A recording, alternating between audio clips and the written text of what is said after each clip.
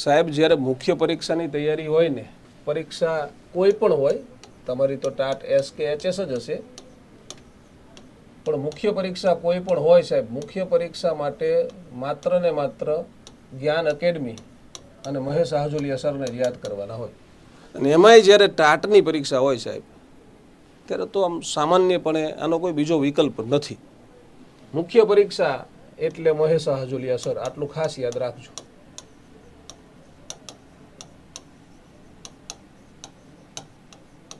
તમને 100% લખવાનો કોન્ફિડન્સ આવી જાય એવી રીતે ભણાવવાનું મારું કાયમ આયોજન હોય છે. આયોજન વગર ક્યારેય ઉતરવાનું નહીં, ખોટી વાતો કરવાની નહીં. શક્ય હોય એટલા વ્યાકરણ દોષનું નિવારણ મારા લેક્ચરમાં લગભગ થતું હશે. આ પ્રકારે તમારે સાહેબ મુખ્ય પરીક્ષાની તૈયારી કરવી છે. તમારે એસ આપવાની હોય કે એચએસ આપવાની હોય, એચએસની બેચમાં તો પ્રવેશ બંધ કરી દીધો છે. એસ માટે આપણે 8 તારીખથી નવી બેચ શરૂ કરવા જઈ રહ્યા છીએ. 8/5/2026 એનો સમય સાંજે 5 વાગ્યાનો હશે. ઓફલાઈન બેચ નવી શરૂ થાય છે. જે મિત્રોને એવું થતું હોય કે સાહેબ અમારે તમારી સાથે રૂબરૂ તમારી પાસે આવીને ભણવું છે, એ મિત્રો છે આ 2 નંબર ઉપર ફોન કરે. જે મિત્રોને સાહેબ ગાંધીનગર સુધી આવવાની અનુકૂળતા નથી તો ખરેખર તમારા દુર્ભાગ્ય છે હો. જે લોકોને ગાંધીનગર આવવા મળે છે એ બિલકુલ ભાગ્યશાળી છે. એની પાછળનું રીઝન છે મિત્રો કે આમાં પેપર ચેકિંગ અગત્યના હોય છે. તો તમારે ઓફલાઈન કોન્ટેક્ટ કરવો છે તો નંબર નોંધી લો, 84 699 77 555 આપણો કોન્ટેક્ટ નંબર છે. બીજો નંબર નોંધી લો, 89 803 77 555. આ ઓફલાઈન જ્ઞાન એકેડમી ગાંધીનગરના કોન્ટેક્ટ નંબર છે, જ્ઞાન એકેડમીના. અને જે મિત્રોને સાહેબ ઓનલાઈન રેકોર્ડેડ બેચ લેવાની અનુકૂળતા છે એમને જ્ઞાન એકેડમી ઓનલાઈન આ આપણી એપ્લિકેશન છે એ ડાઉનલોડ કરી લેવાની. આ નંબર ઉપર ફોન કરવાનો, 87 582 77 555 અને 87 583 77 555. તમારી સફળતા તમારા હાથમાં છે જો તમે જ્ઞાન એકેડમીની સાથે છો. પ્રિલિમિનરી નહીં, અમારી માર્કશીટો છે બહુ બધી વાર તમે જોઈ હશે, બહુ ખાસ બતાવવાની આની જરૂર નથી. આ 190 માર્ક છે, 128 માર્ક્સ છે ટેટ 2 વાળા છે, 110 માર્ક છે આ એસ્ટાટ વાળા છે, અને અહીંયા 189 હશે. આ એચએસના છે, આ એસના છે, આ ટેટ 2ના છે, અને આ એસ્ટાટના છે. અને બધું લખ્યું હશે જો, ટીચર એલિજિબિલિટી ટેસ્ટ એ ટેટના છે. ત્યારે ખાલી ટેટ જ લખતા હતા, ટેટ 1 2 નહોતું ત્યારે, જસ્ટ ટેટ જ લખાતું હતું.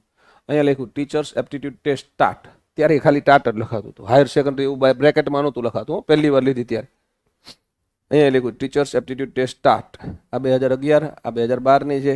એચટાટ છે 2012ની છે, head teacher aptitude test HTAT. અને પછી એક પરીક્ષા જે વર્ણનાત્મક આવે. વર્ણનાત્મકમાં બહુ બધી ચિંતા હોય તમને બધાને, લખતા શીખવાનું હોય, બીજી કોઈ ચિંતા ના રાખવાની. ખાલી તમને લખતા આવડી ગયું એટલે તમારું કામ થઈ છે. તમારી પેન ચાલવી જોઈએ. મુખ્ય પરીક્ષાનો એક જ મંત્ર છે, લખે રાખો. રોજ લખવાનું, તમારા સબ્જેક્ટનું લખવાનું, ગુજરાતીનું લખવાનું. એટલે આપણે અહીંયા તમારી પાસે ઓછામાં ઓછા 10 ને વધારેમાં વધારે 25 પેપર લખાવા મારે પૂરા. બેહાડીને લખાવાના, અહીંયા જ બેહાડીને પેપર પૂરા થાય છે કે નહીં ખબર પડે. અને કાલ પમથી જ પહેલું પેપર લખાઈશ, બેહાડીશ અને 2.5 કલાક પૂરી આપીશ. બેલ પડે તમે લખવાનું ચાલુ કરો, 2.5 કલાકે પેપર પાછું લઈ લઈશું. પેન ચાલી કે નહીં એને ખબર પડી જાય. પહેલા દિવસે શું થાય છે, પછી 15 દિવસે પાછા બીજી વખત લખો, પછી તો અલ્ટરનેટ ડે લખવાનું ચાલુ રાખીએ. અને છેલ્લે સુધી તમે જેટલી પેન ચાલે ને એટલા માર્ક્સ વધારે આવવાની શક્યતા છે. પેન ન ચાલે ત્યાં ગયા ને તમને બહુ બધા વિચાર તો બહુ આવે જ, પણ પેન લખવાનું ચાલુ કરે ત્યારે નથી આવતા વિચાર. તો બધું ગયું, હવાઈ ગયું બધું. આપણે તમને આપેલી 2.5 કલાકમાં પેપર લખી નાખવાનું છે, પછી વિચાર આવે તો નકામા છે. એટલે લખવું જરૂરી છે, લખો ને તો માર્ક્સ આવે. એટલે એવી એક પરીક્ષા જીપીએસસીની મેં પાસ કરી હતી, જે વર્ણનાત્મક હતી. 194 માર્ક હતા મારે 300માંથી. અને વિચારો તો ખરા, તમારા જેવા પાસિંગ સ્ટાન્ડર્ડ હોય, 60% પાસિંગ સ્ટાન્ડર્ડ હોય તો આ કંઈ માર્ક ના કહેવાય. પણ જીપીએસસીમાં 60% માર્ક આવે એટલે બહુ સારા માર્ક કહેવાય. જીપીએસસીના પેપરમાં 60% માર્ક હોય, જીપીએસસી ક્લાસ 1 2નું રિઝલ્ટ આવે, અને તમે જેને 60% માર્ક હોય એ બધા ગોતો તો એ લગભગ રેન્કર હોય. રેન્કર હોય એને જ 60ની લાઈન હોય. પછી 58%, 55%, 50%, અમુક જાહેરાતમાં 45% માર્ક્સ આવ્યા ને વર્ણનાત્મકમાં, એ લોકોને નોકરી મળેલાના પ્રસંગો છે. 60% તો બહુ સારા કહેવાય. એટલે તમારા પાસિંગ સ્ટાન્ડર્ડ એક તો હું 2 વર્ષથી એવું કહેતો હતો કે સુધરશે, એટલે કેટેગરીમાં ચેન્જ કર્યા એમને. આગળ જતાં હજી આ બધું ડાઉન આવશે, 190 કરશે, અને એવું કરવું પડશે. કારણ કે મુખ્ય પરીક્ષા પેપર તમારા ઇઝી ચેક થયા હતા ગયા વર્ષે. માની લો કે આ વર્ષે સ્ટ્રિક્ટ પેપર ચેકર આવી જાય. ગુજરાતીના પેપર છે એ તમારામાંથી કોઈ પીએસઆઈની પરીક્ષા આપી હતી ગયા વર્ષે? એવું છે કોઈ આપી હતી? ગુજરાતીમાં કેટલા માર્ક આવ્યા છે? 39. પાછળ હાથ ઊંચા હતા. 50. હાથ ઊંચા કરો, બધા હાથ ઊંચા કરો, માર્ક બધાને બોલાવડાને આપણે. 37. 35. પછી હાથ ઊંચો હતો આગળ. 38. આ 100માંથી માર્ક્સ ગુજરાતીના પેપરના. માની લો કે એચએસનું પેપર આવી રીતે ચેક થાય તો હા શું થાય? એટલે બધાનો એવો જ થાય, પણ હું એમ કહું છું 120 નહીં થાય તો? માન લે તને 35 આપી દીધા, એટલે હું એ તો કહું છું, માન લે તને 35 આપી દીધા ગુજરાતીમાં, અને ઓલી બાજુ તું 75 લઈ આવ્યો, એમ 110 જ થયા ને? ત્યાં તું 85 લાવી તો 120 થયા, તો પાસ થાવ એમ. એટલે એટલા તો નહીં સ્ટ્રીક ચેક કરે, પણ સ્ટ્રીક ચેક થઈ શકે છે એવું ખાલી તમારે મગજમાં રાખવાનું. જો બેમાં ફેરફાર શા માટે છે એ કહી દઉં. તમારા ટાટમાં તમને વધારે માર્ક્સ મળ્યા છે એની પાછળનું રીઝન છે ટાટના પેપર ગુજરાતીના શિક્ષકોએ ચેક કર્યા છે. ગુજરાતીમાં 11, 12, 9, 10માં ગુજરાતીના શિક્ષક તરીકે કામ કરતા હોય છે, બોર્ડના પેપર ગુજરાતીના ચેક કરતા ને એમને ચેક કર્યા છે. અને પીએસઆઈના પેપર છે એ જે પ્રોફેસરમાં કામ કરે છે ગુજરાતીમાં, એમને ચેક કર્યા છે. એટલે માની લો કે રાજ્ય પરીક્ષા બોર્ડ આ વખતે પ્રોફેસરોને બોલાવે તો તકલીફ પડી શકે. અને પછી એમાં સૂચના આપશે કે અમારા પાસિંગ સ્ટાન્ડર્ડ છે એ 60% છે. આવી સૂચના બિલકુલ એમ નહીં આપે. જીપીએસસી જેવું નથી. જીપીએસસીમાં તો આ તો પોલીસ ભરતી બોર્ડની વાત હતી, જે અત્યારે પીએસઆઈના માર્ક્સ બોલ્યા તમે, પીએસઆઈ વાળાએ પ્રોફેસરો પાસે ચેક કરાવડાય. તો પીએસઆઈમાં પાસિંગ સ્ટાન્ડર્ડ 40 માર્ક છે. 40 માર્ક આવે એ બધા પાસ. આપણે અહીંયા એક દીકરી છે, એના માર્ક્સ છે 100 ને ઓલામાં તો બહુ સારા માર્ક્સ છે. આમાં કેટલા છે ખબર છે? પીએસઆઈ ગુજરાતી મેન્સના એના માર્ક છે, ધ્વનિકા નામ છે એનું, ધ્વનિકા શાહ, લગભગ શાહ સરનેમ છે. વ્યાસ છે, વ્યાસ લગભગ, અટક મને યાદ નથી, નામ ધ્વનિકા છે. 139.75 માર્ક છે. ખરેખર કેવા આંખમાં આંસુ આવી ગયા છે. જો આ 40 હોત તો એ પીએસઆઈ હતી પોઈન્ટ પછી. કારણ કે બીજા એને અંગ્રેજીમાં જે પેલું પેપર છે ગણિતનું 100 માર્ક્સ છે, એમાં લગભગ એના 99 માર્ક છે. ગણિત રીઝનિંગમાં 99 માર્ક છે 100માંથી. પણ ડિસ્ટર્બ શું કરી ગયું? ગુજરાતી અંગ્રેજી વર્ણાત્મક 100 માર્કનું પેપર હતું, એમાં 70 માર્કનું ગુજરાતી આવે, 30 માર્કનું અંગ્રેજી, એમાં આટલા માર્ક આવ્યા. પોઈન્ટ પછી વધી ગયા હોત. ખાલી સરવાળો કરવાવાળા એ પેપર ચેક કરે એક જ જગ્યાએ ખાલી 1/4 વધારે આપવાનું હતું તો મેરિટમાં આવી જાય. એટલે આપણે મુખ્ય પરીક્ષા ખૂબ અગત્યની છે. પેપર ચેકર કેવા આવે એના ઉપર એ ડિપેન્ડ છે. લગભગ તમારા લિબરલ જ આવશે, પણ આપણે મગજમાં એવું વિચારીને ચાલીએ. અને એમાં કદાચ માની લો કે સ્ટ્રીક આવ્યા, અમુકને બેઠા બેઠા ચિંતા આવી ગઈ, અમુકને આમ વીપી વધી ગયું બેઠા બેઠા. માની લો કે સ્ટ્રીક આવ્યા તો એવું છે, સ્ટ્રીક આવ્યા તો એમને એવી સૂચના તો આપે તો તમારા એવરેજ 50 માર્કની આસપાસ તો એ લોકો રાખે. એમને ખબર છે કે 60 પાસિંગ સ્ટાન્ડર્ડ છે, એટલે 50ની ઇર્દ ગિર્દ રાખે. તો તમારે તમારા વિષયમાં 70 લાવવાના હોય તો 120 થઈ ગયા ને, 120 થઈ ગયા, બધા નોકરી મળવાનું ચાલુ થઈ જાય. મેરિટ છે પછી ઓલું જે ગઈ વખતે 140 છે, 144.5 છે, બેનને તકલીફ પડી હોય તો 144.5 તો શરૂઆત થાય. ગુજરાતમાં હાઈએસ્ટ કેટલા? તો કે 144.5. પછી અહીંયાથી નીચે આવવાનું. એમ કરતાં કરતાં મેરિટ કેટલા આવ્યું? તો કે 120 સુધીના બધાને લઈ લીધા. જ્યાં જાજી જગ્યા હોય એમાં અંગ્રેજી જેવો વિષય હોય તો કે 120 સુધી બધા આવી ગયા. તોય થોડીક જગ્યા ખાલી રહી. સ્ટ્રીક ચેક થાય તો તમારા વિષયના પેપર છે એ લગભગ તમારા શિક્ષકો ચેક કરશે એવું બનશે, હાયર સેકન્ડરીના શિક્ષકો. પણ એમાંય પ્રોફેસરને બોલાવવો હોય તો બોલાવી શકાય છે. એટલે બાયોલોજી વાળા તો કે બાયોલોજી વાળા અમુક સીમિત વિદ્યાર્થીઓ છે, 500-700 પેપર છે, તો બાયોલોજીના પ્રોફેસરો ગુજરાતમાં ઘણા બધા છે, એમને બોલાવીને એમની પાસે ચેક કરાવી શકાય છે. કદાચ રાજ્ય પરીક્ષા બોર્ડ આ વર્ષે આવું વિચારે તો એમાં થોડુંક સ્ટ્રિક્ટ ચેકિંગ થાય. પણ એમાં સૂચના એવી ચોખ્ખી આપવામાં આવી કે અમારા પાસિંગ સ્ટાન્ડર્ડ કેટલા છે? 60 છે. એટલે એવરેજ એ લોકો 50 રાખે. 50થી તમે 90 સુધી વેરિએશનમાં આપજો. નબળું પેપર હોય પણ બધું લખ્યું હોય તો તમે 50 આસપાસ આપો. એમ કન્ટેન્ટ લખેલું હોવું જોઈએ તો 50ની આસપાસ આપે. ગુજરાતી બહુ સારું લખ્યું હોય તો તમે 80, 85, 90 એવું આપો. એટલે એક્સ્ટ્રા ઓર્ડિનરી સ્ટુડન્ટ હોય એ 90 સુધી પહોંચે, ન પહોંચે એવું નથી, પણ એમાં એક્યુરેસી જોઈએ. એ પ્રમાણે એ ચેક કરીને આગળ વધતા હોય. એટલે આટલા માર્ક્સ છે. આમાં 6 જગ્યા હતી અમારી, 194, 190, 189, 154, 151. આ 6 જણા નોકરી લાગ્યા. અમારે 6 જગ્યા હતી. મેં જ્યારે પરીક્ષા આપી ને જીપીએસસીની ત્યારે કુલ જગ્યા કેટલી હતી? 6. આ 6 ઉમેદવાર સિલેક્ટ થયા હતા. પેલા 6 હોય ને,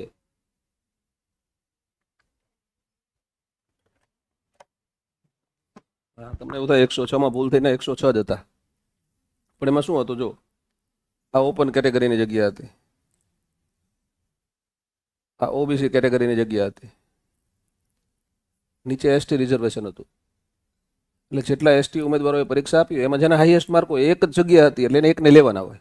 તો હાઈએસ્ટ માર્કવાળા 106 માર્કવાળા એટલે એમને લઈ લીધા હોય. જેટલા મિત્રોએ ઓબીસીમાંથી જગ્યા આપી એમાં હાઈએસ્ટ જે 2 ઉમેદવારનો એમને 2ને લેવાના હોય. એટલે કે ઓબીસીની અંદર એવું બન્યું હશે કે 150 માર્ક્સવાળા 149 માર્કવાળા ઉમેદવારો છે એમને નોકરી નહીં મળી હોય. ઓપનમાં તો એવું બન્યું છે 188 વાળાને નહીં મળી હોય. જગ્યા કેટેગરીની કેટલી છે? 3 છે. તો જે 3 હાઈએસ્ટ માર્કવાળા હોય એમને લેવાના હોય. આ રીતે આ તમારું મેરિટ બનતું હોય. તમારામાં એ કેટેગરી વાઇઝ હોય તો કેટેગરી પ્રમાણે તમારામાં પરીક્ષામાં માર્ક્સ તમારા પહેલાં નથી ગણવાના. ભવિષ્યમાં જીપીએસસી ટાઈપ તો આપણી ભરતી આવશે. 1 વર્ષ કે 2 વર્ષ પછી એ લોકો ચેન્જીસ, કારણ કે ત્યાં કોઈ અધિકારી એવો આવે ને જેને વિચાર આવે આવા. આ વખતે અમુક સબ્જેક્ટનું પેપર અઘરું આવ્યું છે. મને પાર્ટ 2 મેં કોઈના નથી જોયા એટલે હું કહી ન શકું. અને ઘણી બધી વખત એવું હોય કે તમને તમારો વિષય ના આવડતો હોય તો પેપર અઘરું લાગ્યું હોય, કોઈ દી ભણાયું ન હોય, કોઈ દી તૈયારી કરી ના હોય, પછી એમ કહે સાહેબ અમારું તો બહુ અઘરું હતું એમ. તો તમને અઘરું લાગ્યું એવું બની શકે. બાકી ક્યાંક અઘરું આવ્યું હોય રિયલી તો બધાને કોમન મેરિટ કેવી રીતે રખાય? કોઈ એક્સ નામનો વિષય છે એનું પેપર બહુ અઘરું આવ્યું છે એટલે એમાં પાર્ટ 2માં બધા વિદ્યાર્થી છે એ 30 થી 50ની વચ્ચે જ રહ્યા. તો પાર્ટ 1 તો એમનો કોમન હતો એવો જ છે. વાય નામનો વિષય છે એમાં પેપર બહુ ઇઝી પૂછાણું હતું. એમાં પાર્ટ 2માં બધાને 55 માર્કથી 85ની વચ્ચે છે. સહેલું હતું એટલે પાર્ટ 1 તો એમને કોમન હતો. તો એમના વિશેના બહુ જાજા વિદ્યાર્થીઓ મેન્સ લખવા આવશે. તો પેપર ચેકરની ખોટી ચિંતા કરવાની ને. હવે એમના વિષયમાં જગ્યા આવું ઓછી છે તો શું કામ એટલા બધા પેપર ચેક કરવા પડે મેન્સના જે તે વિષયના? એના કરતાં જ્યારે જાહેરાત આપે ત્યારે જાહેરાતમાં જ કહી દે કે જગ્યાના 10 ગણા, જગ્યાના 15 ગણા ઉમેદવારને 15 ગણામાં જેટલા થાય એ પ્રમાણે મેરિટ આપવાનો. એક્સ નામનો વિષય છે એમાં એવું કીધું કે જગ્યાના 15 ગણા.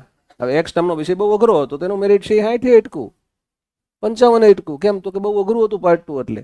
વાય નામનો વિષય સરળ હતો તો એનું મેરિટ છે 85 અટકે, કારણ કે સરળ હતું, બધાને વધારે માર્ક આવ્યા જ હોય. તો એમાં જે હોશિયાર હોય વધારે આવ્યા હોય તો એવા 85 સુધીના બધાને મેન્સ લો.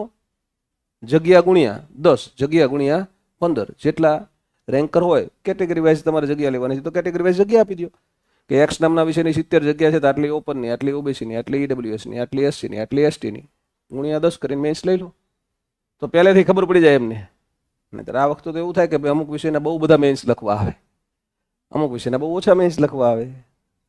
ખબર તો પડે ને કોણ કેવી રીતે પાસ થયું. એક કોમન મેરિટ આપે છે એટલે.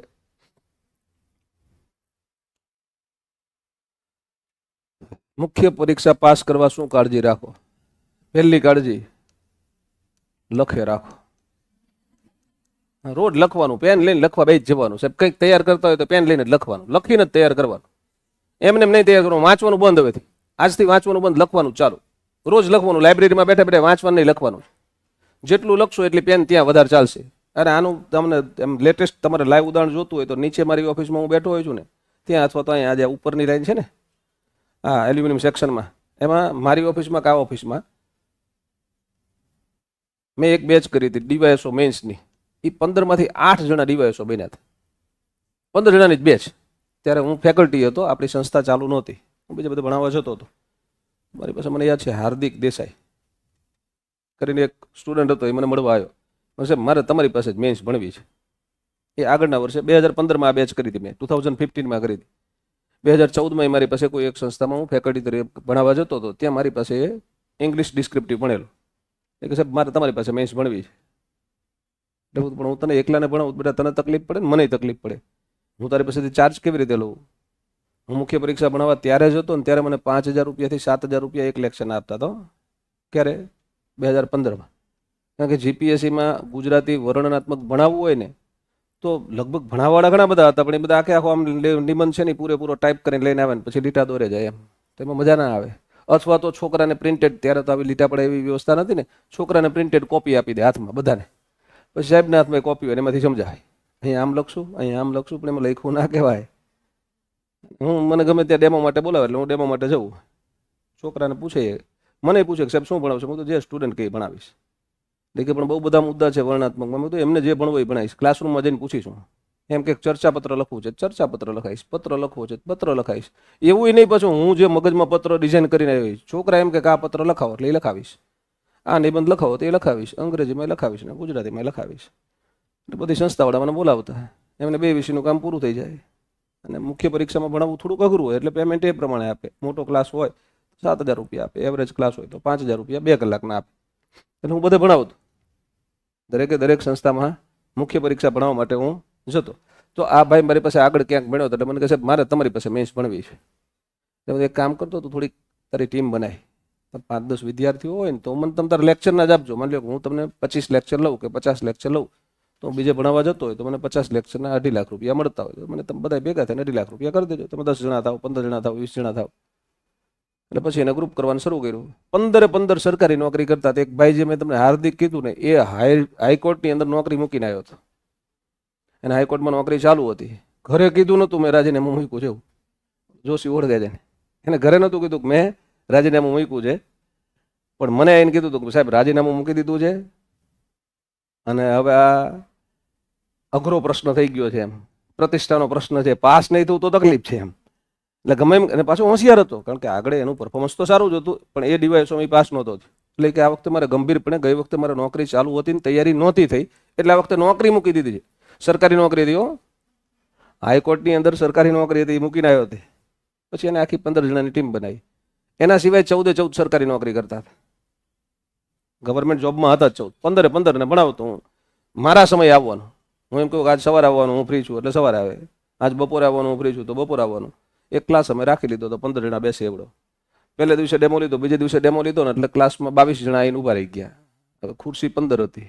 નાનો એવો ક્લાસ હતો. આમાં જેટલાને બેસી શકાય એટલા બેસો, બાકી ઘરે જાવ. આવી વ્યવસ્થા નહોતી. નહીં તો એમ કે ઓનલાઈન ભણી લેશે. અને પછી 15 જણા રોજ આવતા હતા. એમાંથી 10 જણા એવા હતા જે રોજ લખતા હતા. સૂચના આપવામાં આવે એ પ્રમાણે રોજ આવીને લખે. ઘરેથી હોમવર્ક આપ્યું હોય તો ચોપડામાં લખીને આવ્યા હોય. 5 જણા દાંડાઈ કરતા હતા, નહોતા લખતા. એમાંથી એક તો બહુ હોશિયાર છોકરો હતો, બહુ હોશિયાર. 2 મિત્રો એક સાથે આવતા, કડીથી કલોલથી આવતા હતા. 2 એક સાથે આવે. 2 ત્યાં સરકારી નોકરી કરતા હતા. એક નબળો વિદ્યાર્થી હતો એમાંથી, અને એક બહુ હોશિયાર વિદ્યાર્થી હતો. નબળો હતો ને એ ડેડિકેટેડ હતો, રોજ લખતો હતો. ખરેખર એને અંગ્રેજીમાં સ્પેલિંગ એ ખોટા હતા ઘણા, પણ એ રોજ લખે. જે સૂચના આપી ને રોજ લખે. ગુજરાતીમાં કંઈક લખવાનું કીધું રોજ લખે. એ નાયબ મામલતદાર બની ગયો. ઓલો ભાઈ તલાટીનો તલાટી જ છે. બહુ હોશિયાર હતો, બહુ મસ્ત લખતો હતો. અંગ્રેજી બહુ જ સરસ હતું. ગ્રામેટિકલ એરર મિનિમમ હતી, પણ એને ન સારા માર્ક્સ આવ્યા. અને મુકેશભાઈ ચૌધરી કરીને હતા. એ ડેડિકેટેડ સ્ટુડન્ટ હતો, બહુ સરસ લખતો. અત્યારે તો લગભગ મામલતદાર બની ગયા. ત્યારે નાયબ મામલતદારમાં લાગ્યો હતો ભાઈ. પછી પ્રમોશન આવે ને 2015માં લાગ્યો હતો. અત્યારે મામલતદારમાં જોબ કરે છે. પણ રોજ લખતા હતા. એટલે એવા 10 જણા હતા. એમાંથી 2 જણા નથી પાસ થયા રોજ લખતા હતા એમાંથી, પણ 8 જણા એમાંથી જ પાસ થયા છે. અને 8 ફોટોગ્રાફ્સ નીચે છે, તમારે જોવા જોઈ લેજો. 15 જણાની બેચ હતી, 2015માં મેં કરી. એટલે તમારા માટેનો એક જ મંત્ર છે, લખવું પડશે. રોજ લખવું પડશે અને બધા પ્રકારનું લખવું પડશે. લખતા રહેશો એટલે માર્ક્સ આવશે. પછી બીજું ચોક્કસ છે કે ભાઈ તમારી જોડણી સારી હોવી જ જોઈએ દોસ્તો. જોડણી જેટલી વધારે સાચી. ગુજરાતીના પેપરમાં ખાસ, તમારા વિષયના પેપરમાં આ વસ્તુ લાગુ તો પડે જ છે. પછી અમુક બેઠા બેઠા બોલતા હશે સાહેબ પણ મારે તો સાયન્સ છે. જો તો તમારે સાયન્સ હોય તો આ બધા મૂર્ખા થોડા છે. હવે તમારું ગુજરાતીનું 100 માર્કનું પેપર લે છે ને, એટલે તમારી પાસેથી અપેક્ષા છે કે તમે સાચી જોડણી લખો, અને હોવી જ જોઈએ. દરેક શિક્ષક સાચી જોડણી લખવો જોઈએ. એટલે તમારે સાચી જોડણી લખવાની. નથી લખતા તો સુધરજો. ત્યાંય કદાચ પેપર ચેકર એવો આવી ગયો, ગણિતનો પેપર ચેકર એવો આવી ગયો કે જેને જોડણી આવડે છે તો તકલીફ પડે. એ તમારા જેવો હોય તો કોઈ ખાસ તકલીફ નથી, તો ચાલે. પણ માની લો કે પાર્ટ 2માં તમારો વિષય સંસ્કૃત છે, ગુજરાતી છે, હિન્દી છે, ઇંગ્લિશ છે, તો જોડણી ત્યાં ઇમ્પોર્ટન્ટ છે જ લેંગ્વેજ વાળાને. તો સામાજિક વિજ્ઞાન એમ કે સાહેબ અમારે સામાજિક વિજ્ઞાનમાં જોડણી થોડી હોય જ નહીં. એમને થોડું લખાય જ બધું, જોડણીથી જ લખાય છે. એટલે જોડણી ત્યાંય હોય જ. એટલે જોડણી શક્ય હોય એટલી સુધારવાની. એવું નથી કે તમે બધા એક્સપર્ટ બની જાઓ, પણ તમને જ્યારે આમ શંકા જતી હોય ને કે આ શબ્દ સાચો છે ખોટો છે, ત્યારે ચેક કરવાનું શરૂ કરો આજથી. સાહેબ હું આ લખું છું, આ જોડણી સાચી હોય શકે ખોટી હોય શકે, તો ચેક કરવાનું. 7 જોડી કોર્સમાં આમ નથી લખવાનું, આમ લખવાનું છે. એમ લખતા થઈ જશો એટલે ક્રમે ક્રમે ભલે આ મહિના 1.5 મહિનામાં જેટલો સુધારો થાય એટલો સુધારો કરો. કન્ફ્યુઝ ન થાવ. કન્ફ્યુઝન ડિસ્ટર્બ કરે. ઘણી બધી વખત એવું થતું હોય છે, જે દિવસે રિઝલ્ટ ડિક્લેર થાય ને બોર્ડનું રિઝલ્ટ ડિક્લેર થાય, મે મહિનામાં ડિક્લેર થશે, તમે જોજો તે દિવસે તમે તમારી જે જિલ્લા આવૃત્તિ હોય ને એને વાંચવાની મજા આવશે. જિલ્લા આવૃત્તિ હોય એમાં શું થશે ખબર છે? એમાં પરીક્ષાની 2 જોડણી જોવા મળશે, ગેરંટેડ.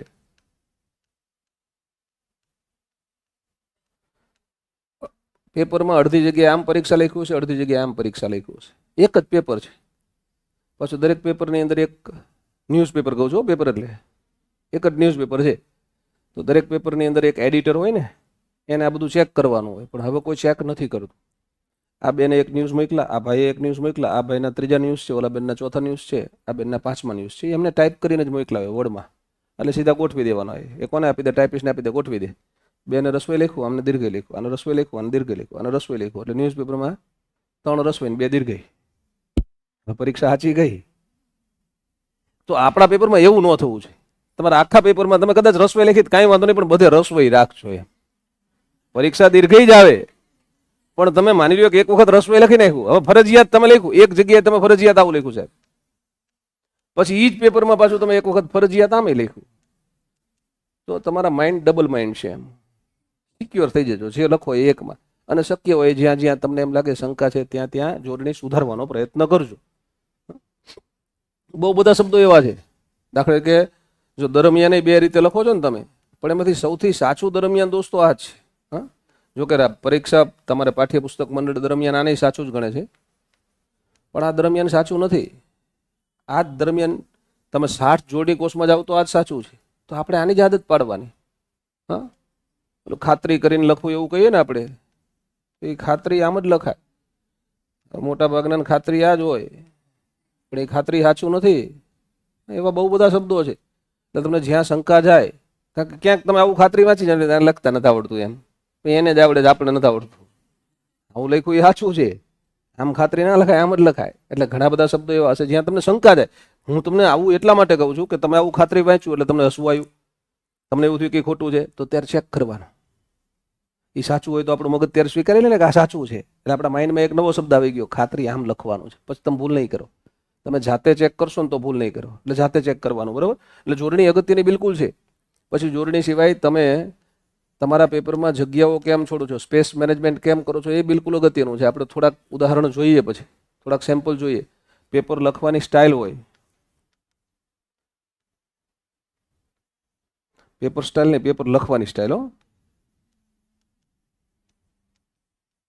બધાની અલગ અલગ હોય. બધા અલગ અલગ રીતે લખતા હોય ને, તો તમારી પાસે લિમિટેડ સમય છે, એમાં તમે અમુક રીતે લખતા શીખી જજો. હું તમને કહું અમુક વસ્તુઓ તમારી પાસે મારે લખાવવું છે. આજે હું કંઈક તો લખાવડાવીશ જ, બધાને પિન પેજમાં લખાવડાવીશ. હમણાં સૂચના આપીશ, બધાય લખીને જશે.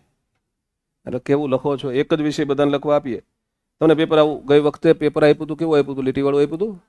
એટલે તમને લીટીવાળું પેપર મળવાનું છે. જેને પરીક્ષા આપી બધાને ખબર છે. સપ્લિમેન્ટરી આપી હતી, જોઈએ એટલી જોઈ તો આપી હતી ને, આપી હતી. એક જ આપ, એકમાં બધાને પૂરું થઈ જતું હતું, વધ્યું હતું તો સમસ્યા નથી. 24 પેજની આપી હતી, 40 પેજની. એટલે તો સપ્લિમેન્ટરીની જરૂર ન પડે એવડું પેપર આપે. હવે જો હવે લખશો એટલે કેમ લખશો એ સમજી લ્યો. તમે પેપર લખવાનું શરૂ કરો. જો કે તમે બધા આવું લખશો એવું થશે, પણ બીજા ઘણા બધા નહીં લખે આવી રીતે. એવું આ તમારું પેપર છે, સપ્લિમેન્ટરી તમારી આ છે. તો આમાં થોડાક મારા પેપર છે, એક અંગ્રેજીનું ને એક ગુજરાતીનું. 2016માં જે મેં મુખ્ય પરીક્ષા જીપીએસસીની લખી હતી ને એના છે.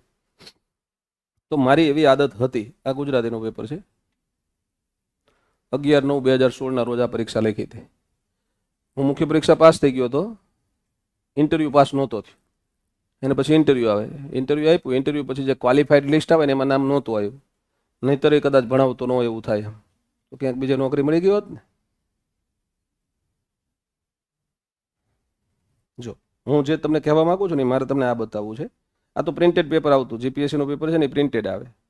પ્રિન્ટેડ એટલે એમને ક્વેશ્ચન ટાઈપ કરીને આપ્યો હોય, આપણે જવાબ જ્યાં જગ્યા આપી હોય ને એટલા માટે લખવાનો હોય. તમને ગમે ત્યાં તમે જવાબ ન લખી શકો. તમને આ પીડીએફ આપી દેશે, આજ કહી દઉં છું યુવરાજભાઈને હું, એટલે તમને વોટ્સઅપમાં નાખી દેશે આપણા ગ્રુપમાં.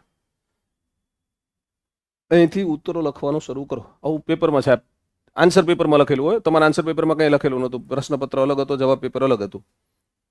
આમાં જવાબ માટે જગ્યા આપી હોય એટલી જગ્યામાં જ જવાબ લખવાનો. અને તમારે સ્પેસ મેનેજમેન્ટ કરવાનું. તમારે વધારે લખવું છે તો નહીં લખી શકો, ઓછું લખવું છે તો છૂટી છે, એ તો પાછળ જગ્યા ખુલ્લી રહે ચાલે. બરાબર. ગમે તે એક વિષય પર નિબંધ લખો, એકે ગમતો નથી એવું લખાય નીચે લખવું હોય તો. આ 4 આપ્યા હતા, એમાંથી એક ઉપર મેં લખ્યો હતો, 3જા નંબરનો આન્સર લખ્યો જેવું આપણે લખ્યું હતું, એટલે આતંકવાદ વિશે લખ્યો હતો નિબંધ. તો હું પેપર આવી રીતે લખું છું. તમે કોઈ પણ પ્રિન્ટેડ બુક લો ને, કોઈની પાસે સરકારી ટેક્સ્ટ બુક હોય તો મને આપો, કોઈ પણ વિષયની હોય તો ચાલશે. સરકારી ટેક્સ્ટ બુક જોઈ છે. આ ગુજરાતીની ટેક્સ્ટ બુક છે, તમારી પાસે ગુજરાતીની છે. આમાંથી તમે પેરેગ્રાફ જુઓ ને, કોઈ પણ પેજ ઉપર જઈને પેરેગ્રાફ જોવાના, તો પેરેગ્રાફ મેનેજમેન્ટ હોય, પેરા મેનેજમેન્ટ. દાખલા કે આ એક પેજ ખુલ્યું મારી પાસે, આમાં ઘણા બધા પેરા છે, બહુ બધા પેરા છે. પણ જો અહીંથી અમારી એક આંગળી એટલી જગ્યા મૂકીને એને પેરેગ્રાફ પાડ્યો છે, તો નીચેનો પેરેગ્રાફ એટલે જ છે, એના પછીનો પેરેગ્રાફ 3, 4, 5, 6, 7, 8, 9, 10, 11 જગ્યાએ પેરેગ્રાફ છે. 11 જગ્યાએ પેરેગ્રાફ. પહેલા જગ્યા કેટલી મૂકી? ઇક્વલ મૂકી છે ને. તો આવી આદત ન હોય તો પાડવી પડશે. આ સ્ટાન્ડર્ડ આદત કહેવાય. પછી અમુકની હેબિટ કેવી હોય ખબર છે? અમુક આવી રીતે લખતા, પેપર લખે ને એટલે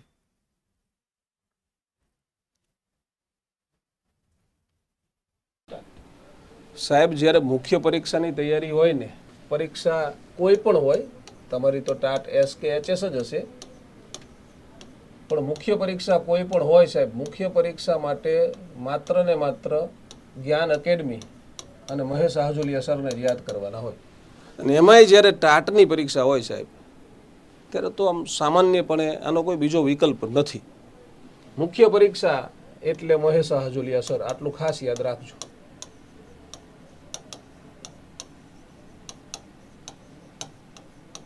તમને 100% લખવાનો કોન્ફિડન્સ આવી જાય એવી રીતે ભણાવવાનું મારું કાયમ આયોજન હોય છે. આયોજન વગર ક્યારેય ઉતરવાનું નહીં, ખોટી વાતો કરવાની નહીં. શક્ય હોય એટલા વ્યાકરણ દોષનું નિવારણ મારા લેક્ચરમાં લગભગ થતું હશે. આ પ્રકારે તમારે સાહેબ મુખ્ય પરીક્ષાની તૈયારી કરવી છે. તમારે એસ આપવાની હોય કે એચએસ આપવાની હોય, એચએસની બેચમાં તો પ્રવેશ બંધ કરી દીધો છે. એસ માટે આપણે 8 તારીખથી નવી બેચ શરૂ કરવા જઈ રહ્યા છીએ. 8/5/2026 એનો સમય સાંજે 5 વાગ્યાનો હશે. ઓફલાઈન બેચ નવી શરૂ થાય છે. જે મિત્રોને એવું થતું હોય કે સાહેબ અમારે તમારી સાથે રૂબરૂ તમારી પાસે આવીને ભણવું છે, એ મિત્રો છે આ 2 નંબર ઉપર ફોન કરે. જે મિત્રોને સાહેબ ગાંધીનગર સુધી આવવાની અનુકૂળતા નથી તો ખરેખર તમારા દુર્ભાગ્ય છે હો. જે લોકોને ગાંધીનગર આવવા મળે છે એ બિલકુલ ભાગ્યશાળી છે. એની પાછળનું રીઝન છે મિત્રો કે આમાં પેપર ચેકિંગ અગત્યના હોય છે. તો તમારે ઓફલાઈન કોન્ટેક્ટ કરવો છે તો નંબર નોંધી લો, 84 699 77 555 આપણો કોન્ટેક્ટ નંબર છે. બીજો નંબર નોંધી લો, 89 803 77 555. આ ઓફલાઈન જ્ઞાન એકેડમી ગાંધીનગરના કોન્ટેક્ટ નંબર છે, જ્ઞાન એકેડમીના. અને જે મિત્રોને સાહેબ ઓનલાઈન રેકોર્ડેડ બેચ લેવાની અનુકૂળતા છે એમને જ્ઞાન એકેડમી ઓનલાઈન આ આપણી એપ્લિકેશન છે એ ડાઉનલોડ કરી લેવાની. આ નંબર ઉપર ફોન કરવાનો, 87 582 77 555 અને 87 583 77 555. તમારી સફળતા તમારા હાથમાં છે જો તમે જ્ઞાન એકેડમીની સાથે છો.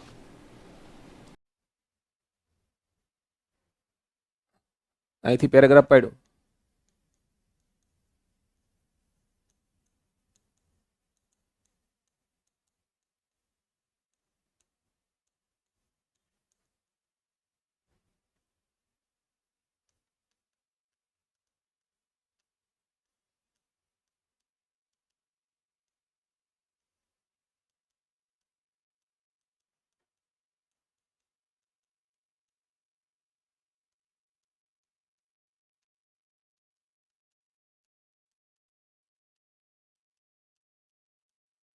પછી અહીંયા પૂરું થાય ને એટલે પછી અહીંથી પાડે, આમ લખવાનું ચાલુ કરે. પછી એના પછીનો પેરેગ્રાફ છે એ લખતા લખતા અહીંયા પહોંચ્યા, અહીંયા પૂરો થયો ને એટલે અહીંથી નવો પેરેગ્રાફ. આ શબ્દ જ્યાં પૂરો થાય ને નીચેથી નવો પેરેગ્રાફ પાડે. તો એવું ન હોય. તમે અહીંથી આટલી સ્પેસ છોડી તો તમારો બીજો પેરેગ્રાફ અહીંથી જ શરૂ થવો જોઈએ, ત્રીજો અહીંથી જ શરૂ થવો જોઈએ, ચોથો અહીંથી જ શરૂ થવો જોઈએ. એના પછીના પેજમાં અંદાજે ભલે એમાં સહેજ પ્લસ માઇનસ જગ્યા થાય તો ચાલે, પણ તમારી ટેકનિક સેમ હોવી જોઈએ. તમે કોઈ પણ પ્રિન્ટેડ પુસ્તક લઈ લેશો, મેં તમને આ એક નહીં કોઈ પણ પ્રિન્ટેડ બુક જુઓ ને એટલે એમાં સ્પેસ મેનેજમેન્ટ હોય. એને ઓલું શું કહેવાય, આપણે ટેબ છોડીએ ખબર છે ને, દરેક બુકની અંદર કાં તો સિંગલ ટેબ હોય કાં તો ડબલ ટેબ હોય. પેરેગ્રાફ જ્યાં પડે ને ત્યાં સિંગલ ટેબ કે ડબલ ટેબની સ્પેસ હોય. તો આપણા પેપરમાં આ વસ્તુ જળવાઈ રહેવી જોઈએ, આવું રાખવાનું. આ તો મારે તમને બતાવવાનું ભવિષ્યમાં થશે એવી મને ખબર ના હોય ને આ પેપર, પણ હું તમને બતાવું છું ખાલી, એટલે તમને ખબર પડે કે જો આ પેરેગ્રાફ પડ્યો અહીંથી, પછી એમાં આગળ વધશો તો જ્યાં આવશે પેરા પડેલો એટલા સ્પેસે, સામાન્ય રીતે એટલા સ્પેસે બધે મૂકેલા હશે પેરેગ્રાફ. જોજો નિબંધ તમને પૂછી જાય આતંકવાદનો તો મજા આવી જશે લખવાની, એવો હશે હો. હવે કોઈ બુકમાં નહીં આપ્યો હોય, તારો વાંચવું હોય તો વાંચજો. અહીંયા બેઠા બેઠા તાત્કાલિક લખ્યો ને, આ તો આમાં કંઈ આપણે તૈયાર ના કર્યું હોય, એમને એમ લખ્યું હોય, પણ આખું પેપર તમને આપશે. બીજી એક બાબત, મારા પેપરમાં લગભગ ક્યાંય તમને છેકછાક નહીં જોવા મળે. અમુકની આદત એવી, અમુક લખતા હોય ને પેપર એટલે તમે આમ આ લખ્યું આટલું લખ્યું, પછી આમાં ક્યાંક ચેક કરવાનું થાય ને, ચેક કરવાનું, ચેક નહીં તો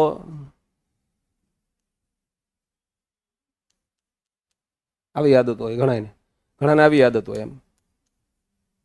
તો એ બધી નહીં રાખવાની આદત, એમાં થોડું હોય આદત, એમાં વાંધો નથી. આજ સુધી ભલે હતી, પણ મુખ્ય પરીક્ષામાં 1 માર્ક અડધો માર્ક વધારે લાવવો હોય તો આવી આદત પાડવાની. એવી ન તમને આડા લેટા કરવા હોય તો આડી એક જ લીટી કરવાની, સિંગલ લાઈન કરવાની. જે શબ્દ આપણે નથી વાંચવા જોતો, પેપર ચેકર જ્યારે પેપર ચેક કરે ત્યારે એને વાંચવામાં એ ન આવવો જોઈએ એવું તમે ઈચ્છો છો, ત્યાં એની ઉપર એક લીટી કરી દો. પેપર ચેકર વાંચતો તો અહીંયા પહોંચે એટલે ખબર પડે કે આની ઉપર એક લીટી કરી છે. આવું કરો ને તો પેપર ખોલે ને તરત ખબર પડે કેટલી જગ્યાએ તમે એને આવકાર્યો છે. આવો સાહેબ જોવે તરત જ એને ગમે નહીં, તમારું પેપર ગંદકી વાળું લાગે. અને હવે સમજો, જોજો તમે પેપર ચેક કરવા બેઠા છો, તમે જ પેપર ચેકર છો, તમારા જેવું પેપર કોઈકનું તમારા હાથમાં આવે છે, તમે પેપર ચેક કરો ત્યારે તમારો મૂડ કેવો થાય? ખુશનુમા થાય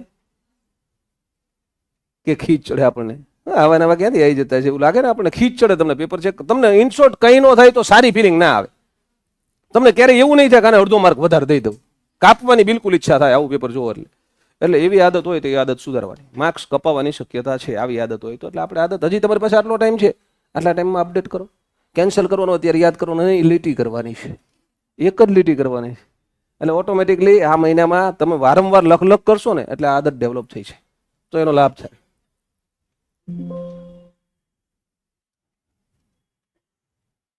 બીજું, હા, બધાના લઈશ બેન, તારા નહીં, ચિંતા ના કરીશ. બીજું, આમે સ્પેસ મૂકી છે ને, હા, અહીંથી લખીએ તો ચાલે કે ના ચાલે? અહીંથી લખીએ તો ચાલે કે ના ચાલે? પ્રિન્ટ કરીને આપી છે ને અહીંથી લાઈન, પણ મારા આખા પેપરમાં અંગ્રેજીનું પેપર કે ગુજરાતીનું પેપર તમે જોજો, હું આટલી સ્પેસ મૂકું છું. એ શું કામ મૂકું છું? તો બીજા કરતાં આપણું પેપર અલગ લાગે. પેપર ચેકર જ્યારે પેપર ચેક કરતો હોય ત્યારે એને કંટાળો આવતો જ હોય. પેપર ચેકિંગનું કામ જ કંટાળાજનક છે. અરે એક ને એક કરવાનું, લીટા કરવાનું માર્ક મૂકો, લીટા કરવાનું માર્ક મૂકો, કંઈ એમાં ક્રિએટિવ વર્ક આવે ખરું કંઈ? અને એમાંય પાછું આતંકવાદ બધા આતંકવાદ જ લખ્યો હોય. મૂળ તો વાત એ નહીં જ આવતી હોય. એમાં 3 વાત નવી આવે તમારા નિબંધમાં તો ગમે એને, તમારે લખવાની સ્ટાઇલ કંઈક અલગ હોય તો ગમે. અને પેપર ચેક કરતા કંટાળે તો માર્ક કપાય, ખુશ થાય તો માર્ક વધે. આ સામાન્ય નિયમ ત્યાં લાગુ પડે. એટલે તમે પેપરની અંદર 2-4 વાત એવી લખી હોય, આવશે જ ને લીટી, આવશે જ લીટી. આ જીપીએસસી નું પેપર છે, ત્યાં એવું પેપર આપશે, મને ખબર નથી ત્યાં તમને બોક્સ વાળો આપ્યું હતું કે હાંસિયા વાળો હતો? હાંસિયા વાળો હતો, એટલે તમારે લીટી આવશે. આ જીપીએસસી નું પેપર છે, જીપીએસસી હવે લીટી નથી આપતી. જીપીએસસી ખાલી એક ચોરસ બોક્સ જ આપે છે. અત્યારે જીપીએસસી નું પેપર આવે ને એ ખાલી ચોરસ બોક્સ વાળું આવે છે. હા, સીસીમાં એવી આવે, પીએસઆઈમાં એવી આવે, જીપીએસસીમાં એવી આવે. આપણી એસસીબીની પરીક્ષા છે, એસસીબીની પરીક્ષામાં લીટી આપે છે, એટલે તમારે લીટી વાળી આવશે. આવી રીતે આ છે જ, આ તમારો હાંસિયો જ છે, એવું જ છે. આ હાંસિયો જ આપ્યો છે, પણ આમાં લીટી નથી આપી, એમાં લીટી નથી આપતી, આવી રીતે હાંસિયો આપ્યો છે. એટલે લગભગ આ પ્રકારનું પેપર આવશે. ના, જરાય નથી, એવો કોઈ નિયમ ના હોય. જો લખો તો લાભ થાય, ઉપરની લીટીને અડાડીને લખો તો કંઈ વાંધો નથી, પણ તમારી આદત હોય તો જ. હવે ના ડેવલપ કરતા. એનું રીઝન છે કે હવે ડેવલપ કરીએ તો કેવું થઈ શકે છે, હું તમને સમજાવું. અડધું પેપર ઉપરની લીટીને અડીને લખાણું હોય, અડધું નીચેની લીટીમાં આવી જાય. આપણી સાયકોલોજી શું હોય? રૂટીન નીચેની લીટીને અડીને લખાડવાની. એટલે તમે માની લો કે પ્રયત્નપૂર્વક 1 પેજ 2 પેજ 3 પેજ ઉપરની લીટીને અડાડીને લખ્યા, પછી તમારે થોડુંક ઝડપી લખવાનું થયું છે ને ભૂલથી તમે નીચે આવી ગયા, તો આપણું પેપર રંગરોગાના વાળું થઈ જાય. ઘડીક ઉપર લખ્યું છે અને ઘડીક નીચે લખ્યું છે. એના કરતાં આપણી જે રૂટીન આદત છે, જો તમે ઉપરની લીટીને અડાડીને લખો છો તો ઉપરની લીટીને અડાડીને લખો, નીચેની લીટીને અડાડીને લખવાની આદત છે તો નીચેની લીટીને અડાડીને લખો. તમારી આદત પ્રમાણે જ લખો, એમાં ફેરફાર ના કરશો. તમારે આવતા વર્ષે ઉપરની લીટીને અડાડીને લખવાની ઈચ્છા હોય ને તો આ પરીક્ષા પૂરી થાય ને પછી રોજે રોજ ઉપરની લીટીને અડાડીને લખવાની પ્રેક્ટિસ ચાલુ કરી દો તો આવતા વર્ષે લખી શકાય. આ મહિનામાં નહીં ચેન્જ થાય, અઘરું છે. એટલે તમારી આદત પ્રમાણે લખો, ઉપર કે નીચે. આ સ્પેસે મેં એટલે છોડી છે દોસ્તો કે આપણું પેપર છે, દાખલા કે અહીંથી આપણે નીચે જઈએ. જો આ પહેલો પ્રશ્ન પૂરો થાય,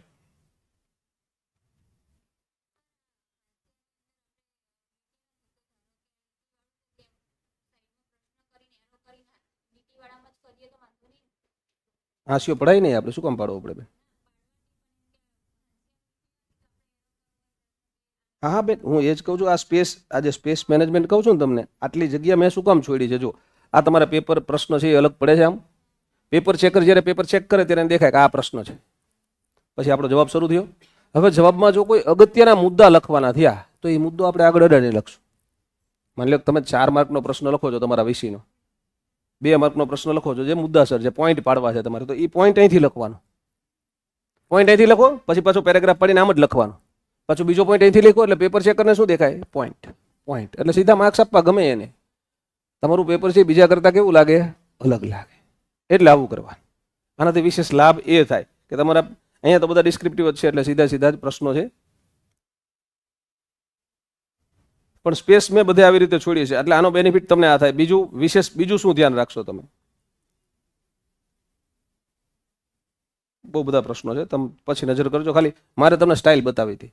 હા, તમે તમારી સ્ટાઇલ જાતે ડેવલપ બિલકુલ કરી શકો છો, પણ એનાથી કંઈક લાભ થાય. મેં કોઈ દિવસ કોઈ નિબંધની અંદર ક્યારેય કોઈ લાઈન લખી નથી. હો, બધા એમ કે નિબંધમાં લાઈન લખીએ તો મજા આવે. 20 માર્કના નિબંધમાંથી મને 14 માર્ક જીપીએસસી આપ્યા છે. આમાં 70% માર્ક આપ્યા છે નિબંધમાં. 70% માર્ક એટલે બહુ સારા કહેવાય.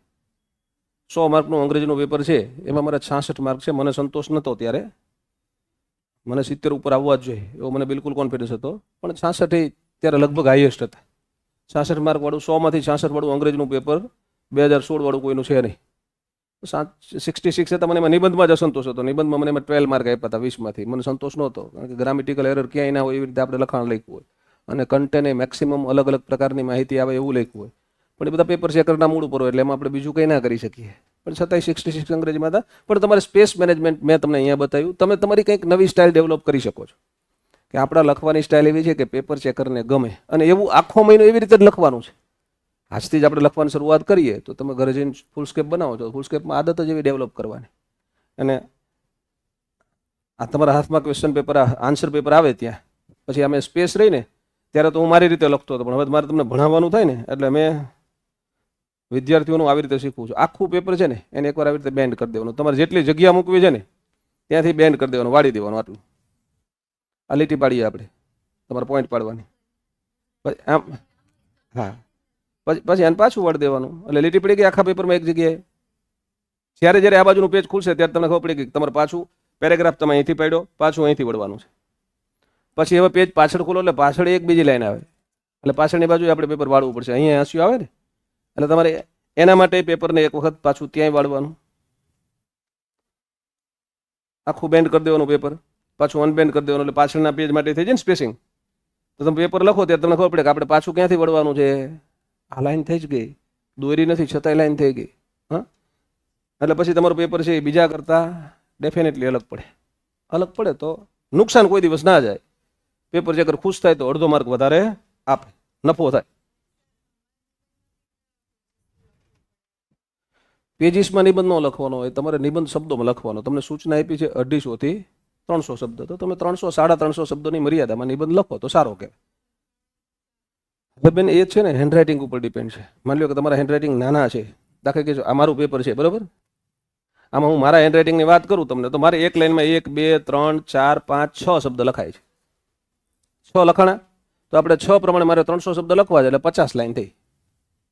50 થી 60 લાઈનમાં મારે લખવું પડે, એટલે હું 2 પેજ 2.5 પેજ લખું એટલે મારે 300 શબ્દો થઈ ગયા. મારા હેન્ડરાઇટિંગ આવા છે. માની લો મારા કરતાં કોઈના મોટા હેન્ડરાઇટિંગ છે, સાહેબ એક લાઈનમાં 4 જ શબ્દ લખે છે, તો એને કમ્પેરેટિવલી 1 પેજ વધારે લખવું પડે. અમુકના મારા કરતાં ઘણા નાના છે, એ એક લાઈનમાં 8 9 શબ્દ લખી નાખે છે, તો એ 1.5 પેજ લખે તો એ ચાલશે. એટલે શબ્દોની મર્યાદાને તમારે ધ્યાનમાં રાખવાની છે. તમને સૂચનામાં જે શબ્દ મર્યાદા આપી છે એ પ્રમાણે, અને એટલું જ થાય નિબંધ. નાના હેન્ડરાઇટિંગ વાળો 1.5 પેજ ભરીને લખે, મારા જેવા હેન્ડરાઇટિંગ હોય એ 2.5 પેજ ભરીને લખે, મોટા હેન્ડરાઇટિંગ વાળો 3.5 પેજ ભરીને લખે, લખાણ તો એટલું જ આવે. એટલે તમારા હેન્ડરાઇટિંગ ઉપર ડિપેન્ડ છે, બરાબર. જેટલા પેરેગ્રાફ પાડો દરેક પેરેગ્રાફમાં એક લખો ચાલે, એ વધુમાં વધુ. તમે નિબંધ લખો 5 પેરેગ્રાફનો લખો તો 5એમાં એક લખાય. એનાથી વધારે લખો તો પછી નિબંધ ના કહેવાય અને કવિતા કહેવાય. એટલે દરેકમાં એક લખો ત્યાં સુધી વાંધો નથી. કોટ પંક્તિ લખવી છે કે કોટેશન લખવું છે તો મહત્તમ આખા નિબંધમાં 2-3 જગ્યાએ હોય, એક જગ્યાએ હોય તો એ વધારે સારું કહેવાય. પણ માની લો કે તમને આવડે છે અને નિબંધને અનુરૂપ છે તો દરેક પેરેગ્રાફમાં એક લખો તો કોઈ વાંધો નથી. પેરેગ્રાફ દીઠ એક બિલકુલ લખી શકાય. બાકી તો નિબંધ લખવાનો કીધો છે ને એટલે આપણે એને અનુસરવાનું થાય ને.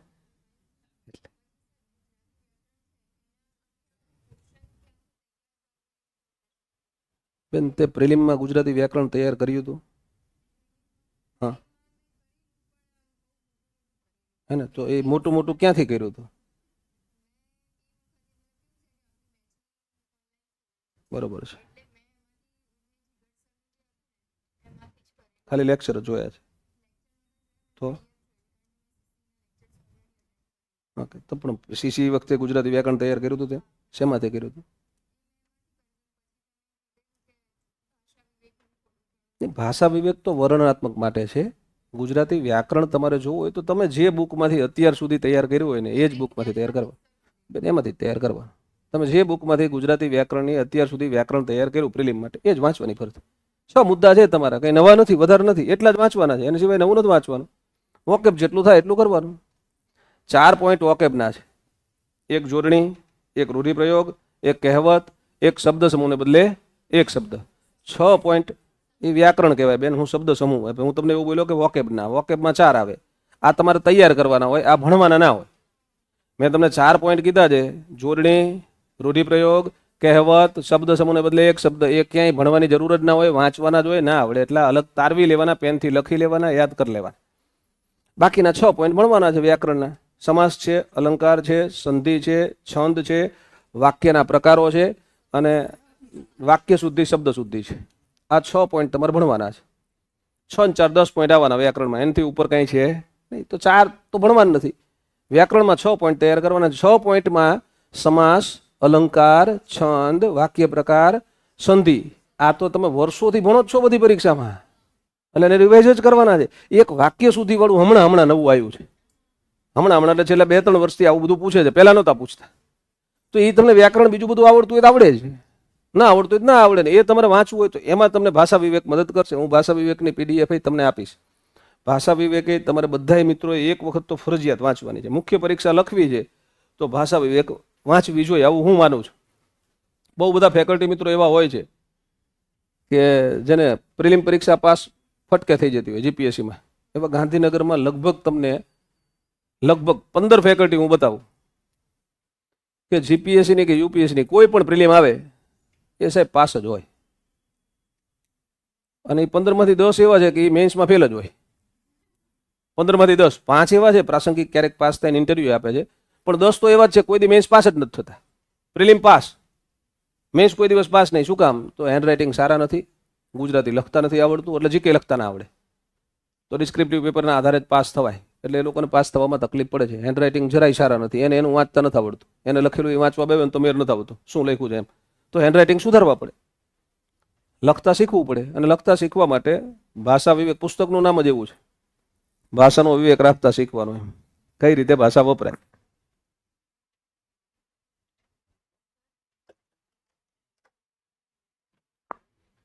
આપણે પ્રશ્ન જવાબ છેલ્લે રાખીએ બેન. બિલકુલ કોઈનો પ્રશ્ન બાકી નહીં રાખવું, ચિંતા ના કરતા. પ્રશ્ન પૂરા નહીં થાય ત્યાં સુધી ઘરે નહીં જવા દઉં કોઈને. બધા પ્રશ્ન પૂરા કરીને પછી જવા દઈશ. પણ હું તમને જેટલું લાવ્યો છું મારે તમને કેવું છે એટલું ખાલી કહી દઉં. પછી આપણે પ્રશ્ન જવાબ સેશન પ્રશ્ન માટે જ ખુલ્લું કરી દઈએ. તમારે કાંઈ પણ કોઈ પણ પ્રશ્ન હોય બધા સોલ્વ કરી દઈએ. ભાષા વિવેક બધા શા માટે વાંચશો મિત્રો? તો ભાષા વિવેકથી તમારી ભાષા સુધરશે. હું પેજ નંબર એ કહી દઉં, PDF તમને આજે વોટ્સઅપમાં આપી દેશે. પેજ નંબર 128થી વાંચવાનું શરૂ કરવાનું, 269 સુધી વાંચવાનું. આ સાવ નાની બુક છે, A4 સાઇઝ કરતા નાની બુક આવે ને એ સાઇઝની બુક છે. હું તમને PDF જોવી હોય તો અત્યારે બતાવી દઉં. આ જેને લઈ આ આટલા પેજ જેને વાંચ્યા હોય ને એનું ગુજરાતી વર્ણનાત્મક સારું થઈ જ જાય. ન કરવું હોય તોય થઈ જાય. એમાં જોડણીના નિયમો આવે. જો એ આ ભાષા વિવેક છે. હા આ બતાવો એટલે તો ખોલી જાય આપણે. હા, મેં 9 વર્ષ જ્યાં નોકરી કરી ને, ભાષા નિયામક કચેરી, એનું પબ્લિકેશન છે આ.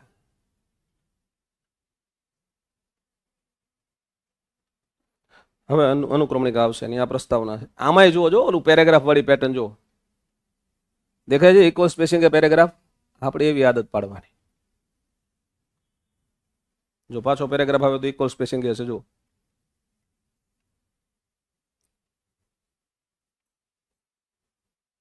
આ ઇન્ડેક્સ, આપણું કામ હવે જ ચાલુ થાય છે.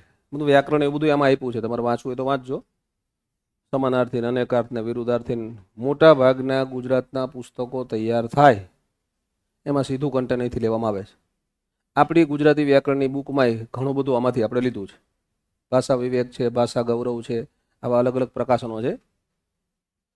તો અહીંથી શરૂ થયું તમારું કામ, પેજ નંબર 128 થી. 128 ઉપર શું આપ્યું છે? જોડણીના નિયમો. જોડણીમાં ભૂલો થતી હોય ને આપણે, તો નિયમો વાંચ્યા હોય તો તકલીફ પડે, ન વાંચ્યા હોય તો તકલીફ પડે. એટલે એકવાર નજર કરી લેવાની. એમાંથી અમુક વસ્તુ તમારે જરૂર પડે તો પ્રિન્ટ કઢાઈ લેજો, હાઇલાઇટ કરી લેજો. જરૂર પડે એટલી વસ્તુ હાઇલાઇટ કરવાની, ફરીથી વાંચવા જેવી લાગે તો. પછી શું આપ્યું? વિરામ ચિહ્નનો કેવી રીતે ઉપયોગ કરવો, કેટલીક સામાન્ય ભૂલો છે, સામાન્ય રીતે તમે બધા કરતા હોય, 157માં પેજ ઉપર છે.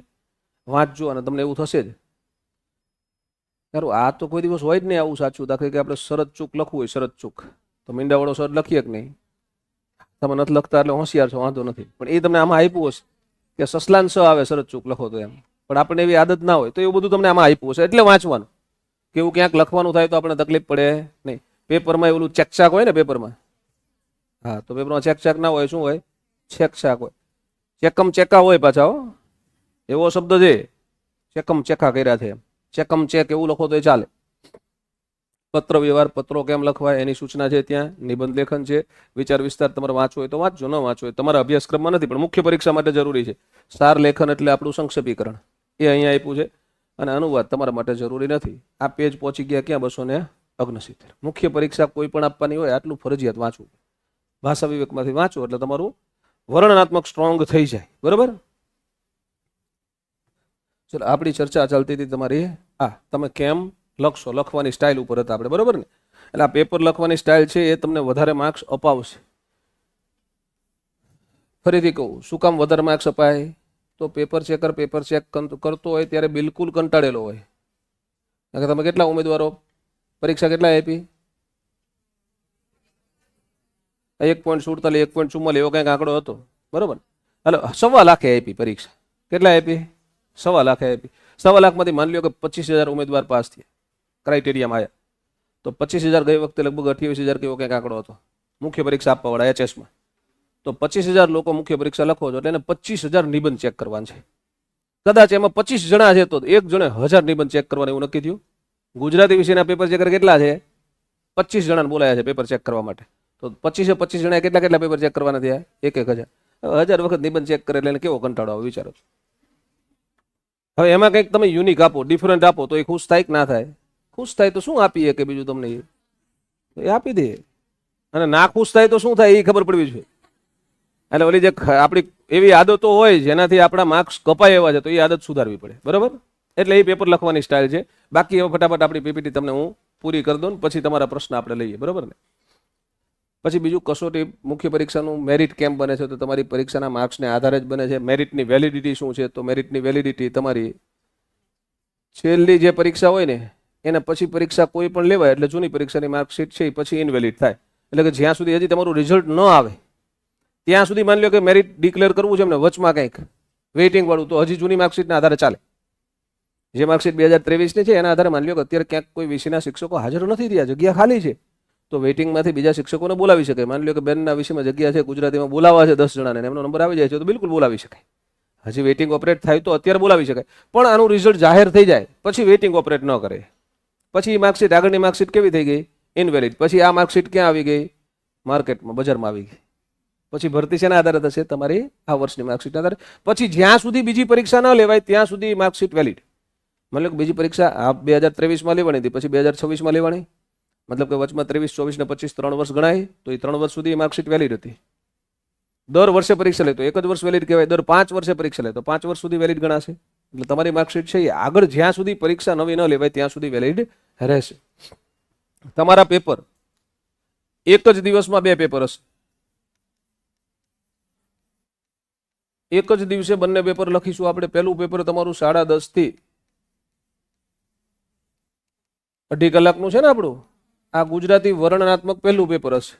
પછી 1 થી 3 તમને જમવાની રિસેસ આપશે. 3 વાગે પાછું પહોંચી જવાનું પરીક્ષા ખાનામાં.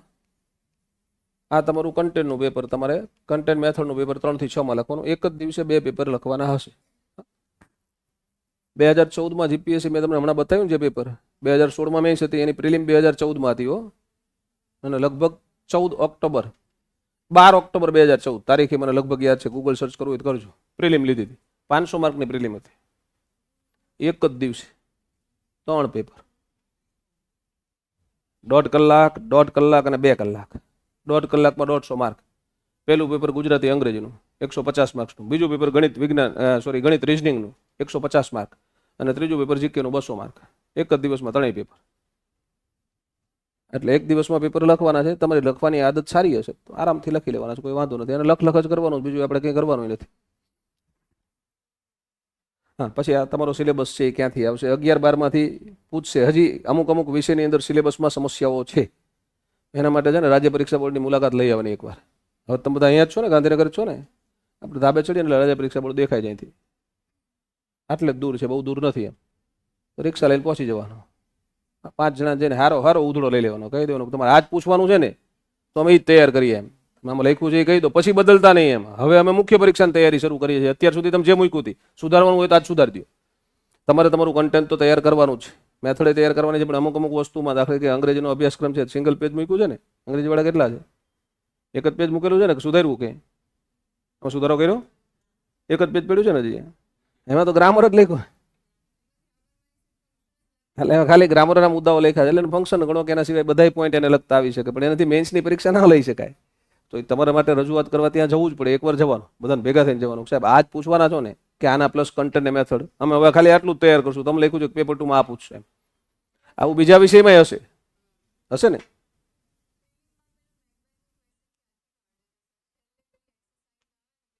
એટલે પણ બેન એ હતો ને તમારી બુકમાં બેન, જો ટેક્સ્ટ બુકના પહેલા પેજથી છેલ્લા પેજ સુધી ગમે ત્યાંથી ગમે તે પૂછી શકે બેન. એને આપણે ના થોડા પાડી શકીએ. પછી તે ગોઈતો ને પહેલા શોધી લેવાનું હતું એને. ચલો, એટલે એક દિવસમાં તમે 2 પેપર લખશો, બરોબર ને? પછી આ તમારો અભ્યાસક્રમ છે. પહેલો શું આપ્યો છે? નિબંધ. નિબંધ 20 માર્કનો હશે. જો સૂચનામાં પાછું એવું ક્યાંય લખ્યું નથી હો. સંક્ષેપીકરણ આપેલ ગદ્યમાંથી આશરે 1/3 ભાગમાં તમારા શબ્દોમાં સંક્ષેપ કરો. હવે પરીક્ષામાં 2 પૂછે છે, અહીંયા લખ્યું નથી. ખરેખર તો આનો મતલબ એવો થયો કે એક જ સંક્ષેપીકરણ પૂછવાનું 20 માર્કનું હોય. એમ માર્કે નથી લખ્યા. તમને જે અભ્યાસક્રમ આ વખતના તમારા નોટિફિકેશનમાં આપ્યો ને એ અહીંયા આપ્યો છે. નિબંધ કેટલા માર્કનો, સંક્ષેપ કેટલા માર્કનો એવું કંઈ લખ્યું નથી. પણ આપણે ગયા વર્ષના પેપરના આધારે વિચારી શકીએ છીએ. આપણને ખબર છે કે ભાઈ આ 20 માર્કનું પૂછાય, આ 10-10 માર્કના 2 ફકરા આપે છે. 2 ફકરાનું તમારે સંક્ષેપ લખવાનું થાય છે.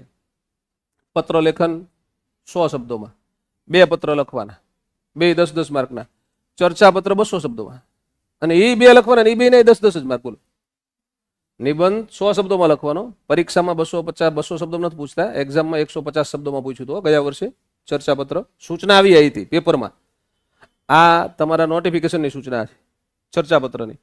બીજું આની અંદર જે તમને આ બધું લખીને આપ્યું છે ને, આ બધું બહુ અગત્યનું હોય. એના આધારે તમારે તૈયારી કરવાની કે તમારો નિબંધ કન્ફર્મ છે, કેવા પ્રકારનો પૂછવાનો. જો કે આમાં બધા આવી જ ગયા, કંઈ બાકી નથી રહેતું. વર્ણનાત્મક એટલે વર્ણન કરવાને લગતા કોઈ પણ નિબંધ લખવાના હોય. પછી આ તો ટાઈપિંગ એરર છે. આ વિશ્લેષણાત્મક છે. એટલે જ્યાં વિશ્લેષણ કરવાનું થાય એવો નિબંધ. વિશ્લેષણ કરવાનું મતલબ કે તમારે કંઈક એનાલિસિસ કરીને પેપર લખવાનું થાય. એના પ્લસ ને માઇનસ, એમાં શું સારું છે, શું ખરાબ છે, એવું શા માટે હોવું જોઈએ, શા માટે ન હોવું જોઈએ, આવા તમે અલગ અલગ એંગલથી વિચારીને એની રજૂઆત કરો. અને ચિંતનાત્મકમાં તમારા વિચારો હોય. તમે જે જિંદગી દરમિયાન અનુભવ્યું હોય, કોઈ એક વિષય ઉપર તમને પૂછે ને તમારે એ લખવાનું થાય તો એને શું કહેવાય? ચિંતનાત્મક કહેવાય. તમે જોયેલું હોય ને લખવાનું થાય. માની લો કે મેં કાશ્મીર નથી જોયું, પણ તમે કાશ્મીર જઈને આવ્યા અને તમે કાશ્મીર ઉપર વર્ણન કરો ને એ હું વાંચું, તો તમે શું કર્યું કહેવાય? વર્ણન કર્યું કહેવાય. તો એ વર્ણનાત્મક કહેવાય. બરાબર? એટલે આ 3 પ્રકારમાંથી કોઈ એક પ્રકારનો નિબંધ તમને પૂછે છે. સંક્ષેપ બહુ સરળ છે. આપણે આમાંથી તમે કહેશો ને એની ઉપર આવતીકાલે શરૂઆત કરશું. કાલે સાહેબ નિબંધ ભણવો છે તો નિબંધ શરૂ કરશું, સંક્ષેપ ભણવું છે તો સંક્ષેપ, પત્રક હો તો પત્ર, ચર્ચા પત્રક હો તો ચર્ચા પત્ર. પરમ દિવસે તો હું પેપર જ લખાવવાનો છું. કાલે આમાંથી તમે કોઈ ચારમાંથી કોઈ એક મુદ્દો આપણે શરૂ કરશું, તમને જે ગમે છેલ્લે આપણે નક્કી કરીએ આવતીકાલે શું ભણવું છે, બરાબર ને?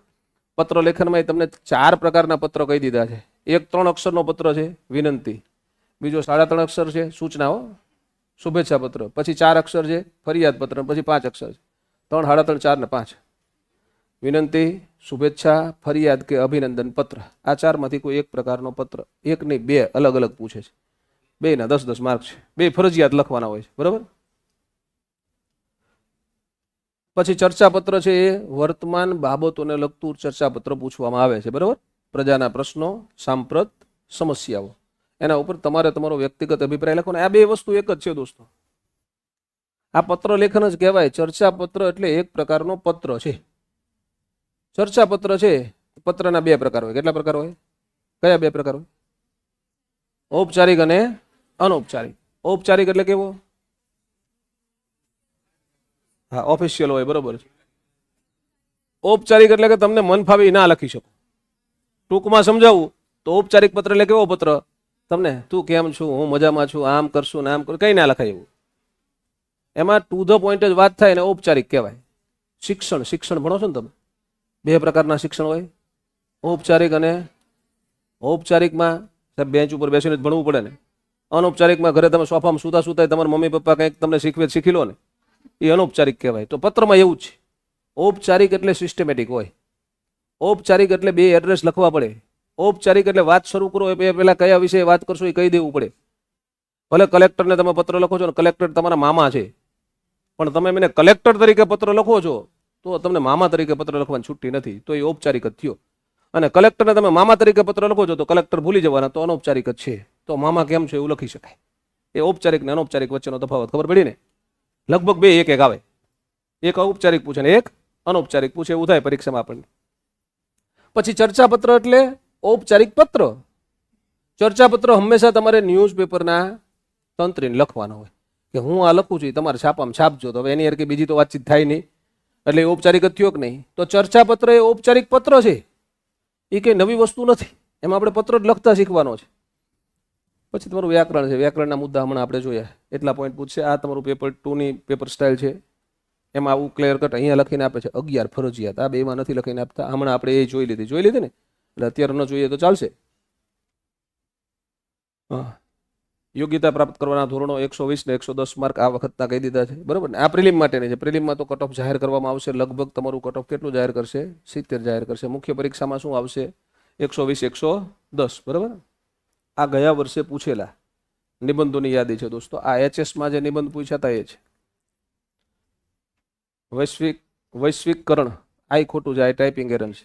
વૈશ્વિકીકરણ આવું આવે, બરાબર? આખો મૂળ શબ્દ આવો છે. વૈશ્વિકીકરણના મુખ્ય લક્ષણો અને તેના પરિપ્રેક્ષમાં શિક્ષણનું સ્વરૂપ.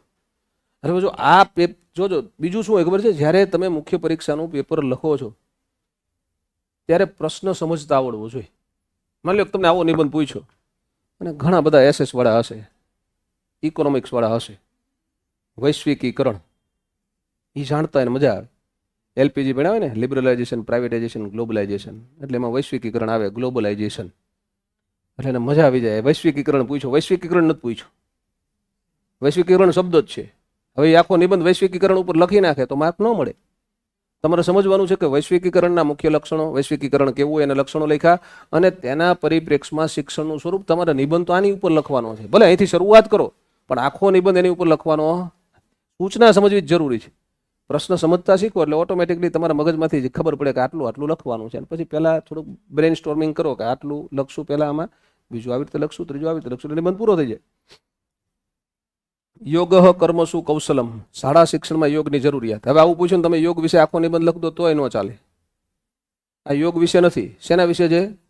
શાળામાં યોગની જરૂરિયાત વિશે છે. એટલે તમારા નિબંધમાં 60%, 70% ભાગ છે એ શાળામાં યોગની જરૂરિયાત ઉપર હોવો જોઈએ. યોગ ઉપર 30% લખો ચાલે, પણ તમે આખો યોગ ઉપર લખી નાખો તો તમે સૂચના મુજબ નથી લખ્યું. સૂચના સમજવાની છે.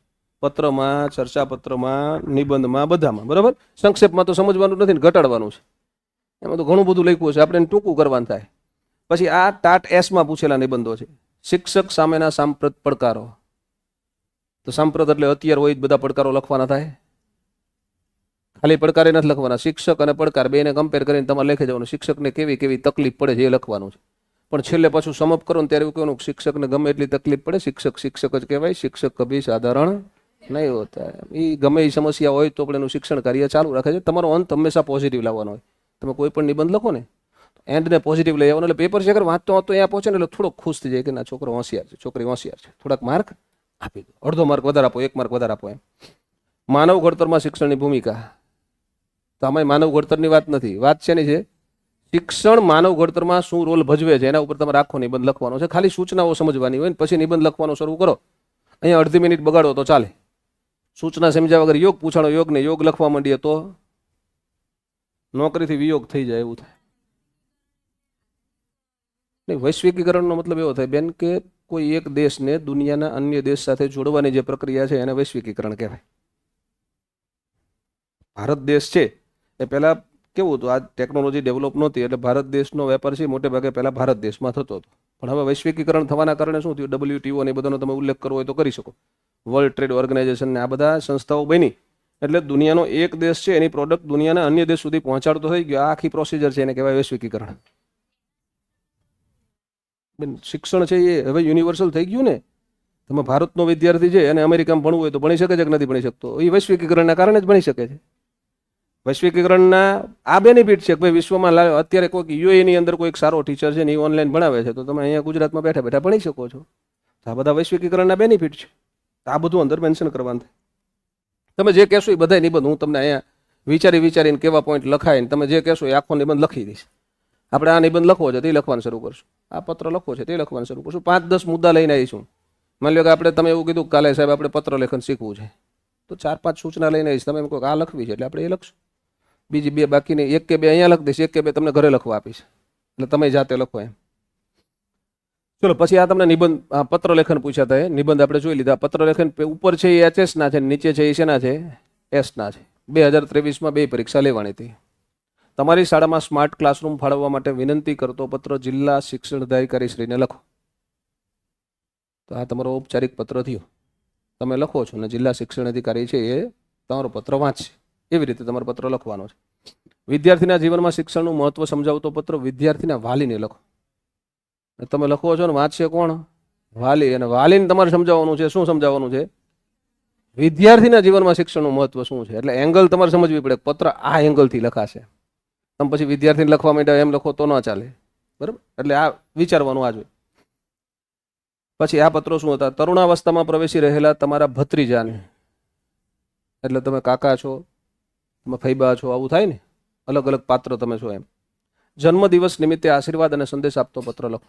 એનો જન્મદિવસ છે, તમારે એને આશીર્વાદ આપવાનો છે અને સરસ મજાનો સંદેશ આપવાનો છે. સંદેશ પોઝિટિવ આપવાનો, રખડતો નહીં, આમ કરતો નહીં, એવું નહીં લખવાનું. આવું કરજે એવું લખવાનું. હા, આ લેખન છે ને વર્ણનાત્મક વસ્તુ રહી ને એ બધી કેવી છે ખબર છે?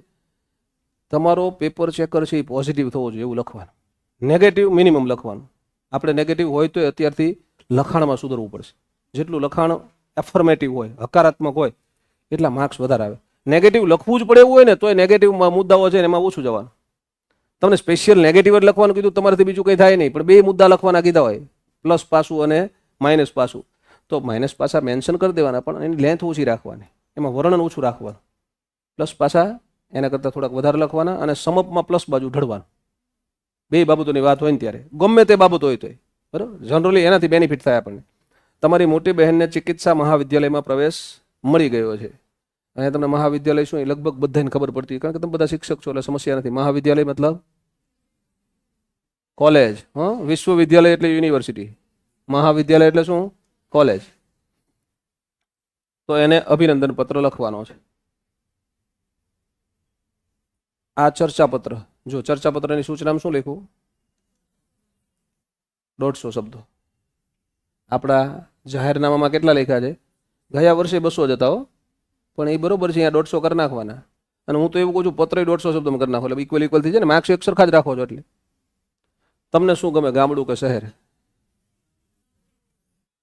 એમાં એવું આપણે એવું લખાય સાહેબ કે મને શહેરે ગમે ને ગામડું ગમે, વેકેશનમાં ગામડામાં જઈશ, બાકી શહેરમાં રહીશ. 2 જ ગમે ને, સ્વાભાવિક જ છે ને.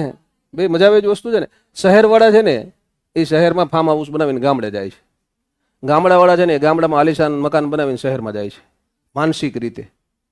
એટલે બધાને બધું ગમે જ છે. સિટીવાળાને એમ થાય કે મોટા ફળિયાવાળું મકાન હોય તો કેવી મજા આવે, કારણ કે ફ્લેટમાં દોડાદોડી કરતા હોય આપણે એટલે. અને ગામડાવાળાને એમ થાય કે એમના જેવો ફ્લેટ હોય તો આ બધી સાફ સફાઈ કરવાનું લપ નહીં, એક જ માળે બધું કામ પૂરું થઈ જાય. આજની શિક્ષણ પ્રણાલી અને શિક્ષણ, અત્યારે શિક્ષણ પ્રણાલી કેવી છે અને શિક્ષણ કેવું છે, તો એને તમે પ્લસ માઇનસ બધા પોઈન્ટ લખી અને ચર્ચાપત્ર લખશો. ચર્ચાપત્રમાં તમારે સમસ્યા ઉપર લખવાનું છે, એટલે આમાં નેગેટિવ થાવ તો બહુ ચિંતા ના હોય ચર્ચાપત્રમાં, કારણ કે એમાં તમારે લખવાનું જ એવું છે ને, તમારે સમસ્યા લખવાની છે. અને સમસ્યા મોટે ભાગે એફર્મેટિવ વેમાં રજૂ થાય નહીં. ક્યાંક ક્યાંક તમે પ્રયત્ન કરો હકારાત્મક લખાય તો લખો, એમાં કંઈ વાંધો નથી. નકારાત્મક વસ્તુ જ કેવી છે પણ હકારાત્મક વેમાં લખો એમ. યુવા પેઢીમાં વાંચનના શોખનું જતન. પોતાના શહેરને સ્વચ્છ રાખવાની જવાબદારી કોની, વહીવટતંત્રની કે નાગરિકોની? આની ઉપર ચર્ચાપત્ર લખવાના હતા અને આ તમારું વ્યાકરણ આપ્યું છે. હા, ના ના, તમે બે ઉપર જઈ જ શકો, કંઈ વાંધો નથી. જો તમને શું ગમે એવું કીધું છે એટલે તમે બેમાંથી એક ફરજિયાત લખો એવું જરૂરી નથી. તમને જે ગમતું એની ઉપર તમે વધારે લખો, કંઈ વાંધો નથી. માની લો કે તમને ગામડું ગમે છે, મોટાભાગના હમણાં ગામડું બોલ્યા, તો ગામડા ઉપર તમે વધારે પોઈન્ટ લખો, પણ શહેરોના પણ અમુક લાભ છે એવું લખીને તમે એક બીજો પેરેગ્રાફ નાનો એવો એના વિશે લખી નાખો અને પછી સમઅપ કરો એટલે બેને કન્ક્લુડ કરી દો એમ. સાહેબ, જ્યારે મુખ્ય પરીક્ષાની તૈયારી હોય ને, પરીક્ષા કોઈ પણ હોય, તમારી તો ટાટ એસ કે એચએસ જ હશે, પણ મુખ્ય પરીક્ષા કોઈ પણ હોય સાહેબ, મુખ્ય પરીક્ષા માટે માત્ર ને માત્ર જ્ઞાન એકેડમી અને મહેશ હાજુલિયા સરને જ યાદ કરવાના હોય. અને એમાંય જ્યારે ટાટની પરીક્ષા હોય સાહેબ, ત્યારે તો આમ સામાન્યપણે આનો કોઈ બીજો વિકલ્પ નથી. મુખ્ય પરીક્ષા એટલે મહેશ હાજુલિયા સર, આટલું ખાસ યાદ રાખજો.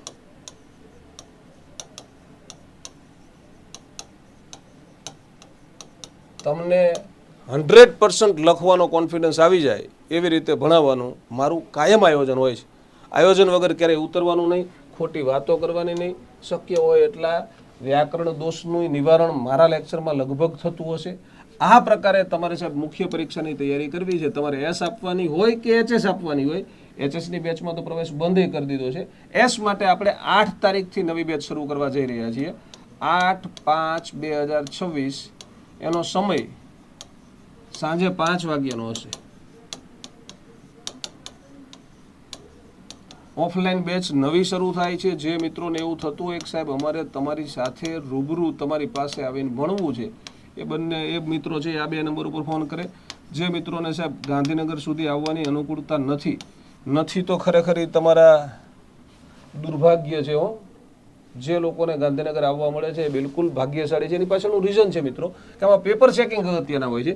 તો તમારે ઓફલાઈન કોન્ટેક્ટ કરવો છે તો નંબર નોંધી લો, 84 699 77 555 આપણો કોન્ટેક્ટ નંબર છે. બીજો નંબર નોંધી લો, 89 803 77 555. આ ઓફલાઈન જ્ઞાન એકેડમી ગાંધીનગરના કોન્ટેક્ટ નંબર છે, જ્ઞાન એકેડમીના. અને જે મિત્રોને સાહેબ ઓનલાઈન રેકોર્ડેડ બેચ લેવાની અનુકૂળતા છે એમને જ્ઞાન એકેડમી ઓનલાઈન આ આપણી એપ્લિકેશન છે એ ડાઉનલોડ કરી લેવાની. આ નંબર ઉપર ફોન કરવાનો, 87 582 77 555 અને 87 583 77 555. તમારી સફળતા તમારા હાથમાં છે જો તમે જ્ઞાન એકેડમીની સાથે છો.